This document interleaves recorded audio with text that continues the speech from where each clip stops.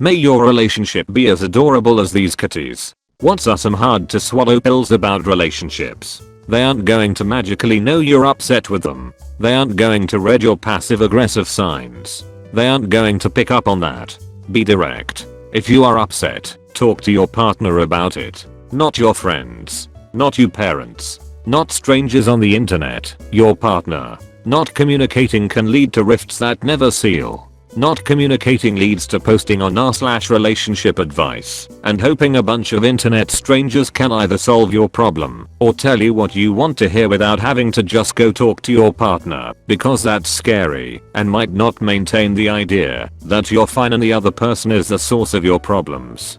To add to this, not all arguments are worth having. Yes, communication is extremely important and key to a healthy relationship, but so is triaging the things you nitpick. People online will try to make you believe that every little thing needs to be addressed, and if you don't want to address it, you're living a lie. But those people are either 1, in a complete fantasy relationship, or 2, have never been in a meaningful one. I usually refer to the Scrubs episode with Mandy Moore as an example for people struggling with this concept. People love the never go to bed angry advice. I believe in the opposite. Sleep on it. If it's still an issue for you in the morning, then you should talk about it. I swear 90% of the time I wake up and think, why was I so mad again?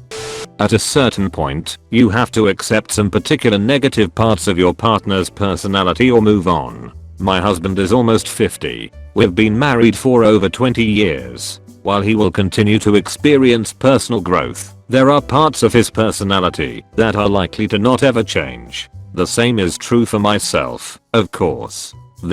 You either accept it without grudge, or if it's something you can't be flexible with, you move on.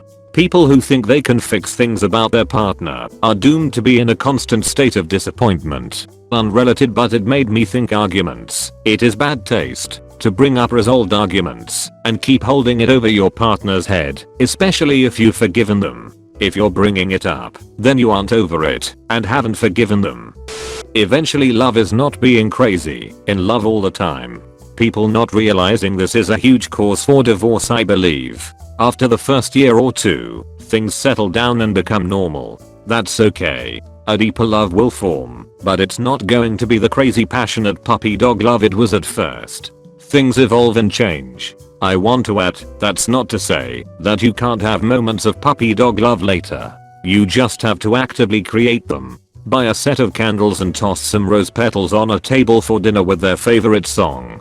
Draw them something cute. Sing them a stupid little song about how you're feeling. Hold hands when you walk into the grocery store. Set up a picnic at a park. Share some wine and watch a good movie. Moments don't have to naturally happen to be wonderful. Sometimes you can just make your own moment to remember forever. You could do everything right and still lose. That is not a weakness. That's life.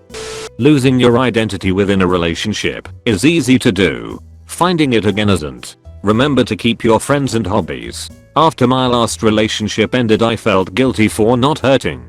I was kind of happy, back in my garage, working on cars with my friends. Took a few road trips. My phone was quiet. Shut was cool. You can't look for someone else to be your other half. You have to learn how to be a whole person on your own. This means being able to take care of your own emotional needs too. Underrated comment here. You can't be responsible for someone else's happiness. My wife and I enhance each other's joy. Example. She loves going to concerts and often my schedule means I can't go, or occasionally the tickets are expensive and it's someone I'm not a big fan of, so she goes without me. But if I can, I go, and if the tickets are cheap, even if I'm not a fan, I go. She likes it when I'm there and says it's better, but she still has fun without me. In a good relationship, you help lessen the bad and increase the good. Putting off ending things for fear of hurting someone's feelings is the worst possible idea. If the relationship isn't right and you know you don't want to be together, then sparing someone's feelings in the short term only leads to more pain later down the line. Be honest and front the horrible conversation. This is something I'm struggling with right now. They are a great person and I don't want to hurt them, but I think my feelings have changed. It makes me sad and a little sick to my stomach to even think about hurting her. People keep changing as their life goes on, and there are no guarantees that you and your partner will change in compatible ways. Someone can be your soulmate today, but in a year the person they've become may not be the soulmate of the person you've become. While you shouldn't simply give up on a relationship the moment you hit a rough patch, you also shouldn't let a happy past keep you in a miserable present. Works for close friendships as well. Well put. You should not be anxious about the relationship all the time.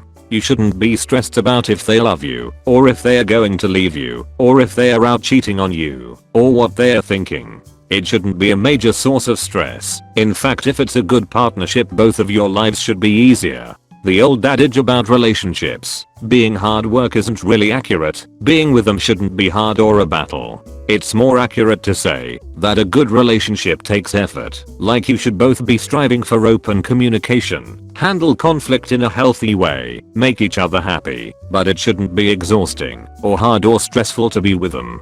They should be a source of comfort. It takes two to be in a relationship. If one person is putting in all the effort and the other isn't, it's eventually all going to fall apart when the one who is giving the effort stops. Great relationships are mutual. Is this supposed to be a hard pill to swallow? Some people think they are so wonderful that they don't need to put in any effort. Lots of people are actually looking for contradictions in relationships. As Bo Burnham put it, you want someone insanely hot, but not someone obsessed with their looks. You want someone sensitive but not weak.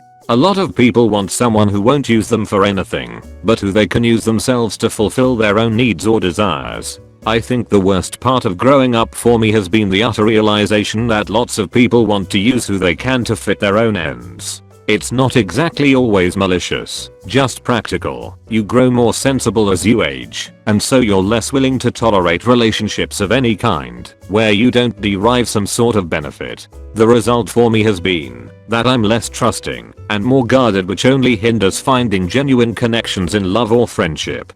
Your partner should be kind to you and vice versa. It's not okay for your partner to scream at you, or curse you out, or deliberately hurt your feelings. This isn't to say that it never ever happens. We all are human and occasionally we mess up. But if they are not consistently kind to you, if they aren't sorry when they are mean, and if they repeat it, then that's a problem. If you wouldn't accept the behavior from a friend, then you absolutely should not accept it from a partner. The idea that it's normal for your partner to be mean to you is so freaking bad, and I've seen way too many people accept crappy relationships because they think love means never having to say sorry and that getting screamed at is acceptable. Sometimes you'll be abusive without being aware of it. I don't think people understand stonewalling/silent treatment for extended periods of time is abusive. Not talking about taking a breather or needed a bit of personal space. It's the one I've experienced the most. A lot of people think it's a good way to avoid conflict, but it's brutal.